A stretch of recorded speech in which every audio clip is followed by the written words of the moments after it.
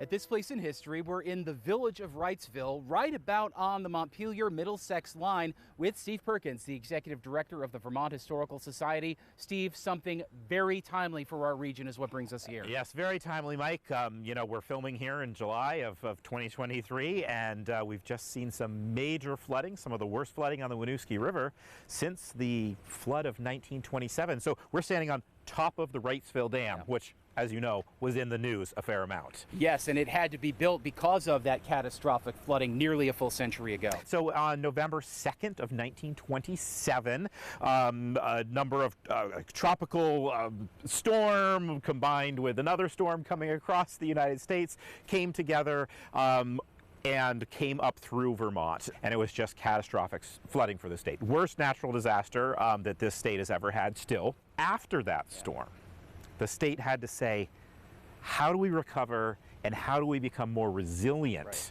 to flooding in the future? Now, the Army Corps of Engineers had created a whole flood plan for the Winooski River Valley. It included a number of dams, but it ended up getting refined down to kind of three, let's call it 3.5 reservoir dam projects. And so right here in Wrightsville, we're on the north branch of the Winooski River. That was one, and it's meant to slow the water, not stop it, but slow it. So we have a big reservoir which can fill up and slow floodwaters down.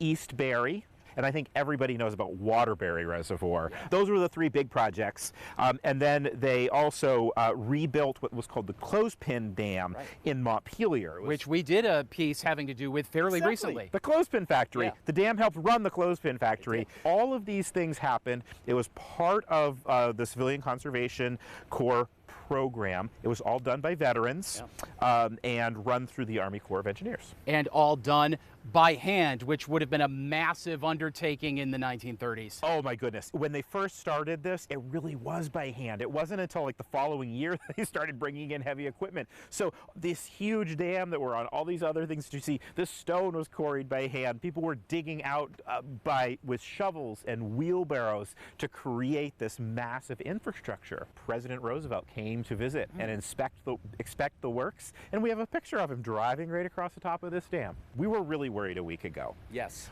Will the water overtop the Wrightsville Dam? It did not. Steve, it stands to reason that an infrastructure project of this size and scope would necessitate relocation of folks that would have been living in the immediate area. So who would have had to move? Yeah, it did, Mike. And this particular project in Wrightsville was the only one that happened on private land. So really the state had to take this land by eminent domain, unlike the sister project over in East Barry. And there was a whole village over here that had to be relocated. And what we know is Route 12 now actually went kind of right where we're standing, right under here. So they had to relocate the road, they had to relocate the river, the village, and they had to relocate even a cemetery that was in that village.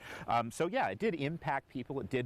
It did move people, and yeah, there's a village under the reservoir back there. Please come visit us at the Vermont History Center in Barrie with very extensive library and archives. We have a lot of information, especially on this particular project, the Winooski Valley Flood Control Project of the Civilian Conservation Corps. We'll learn more about veterans who built the project next week at This Place in History. Local news that matters on ABC 22 News.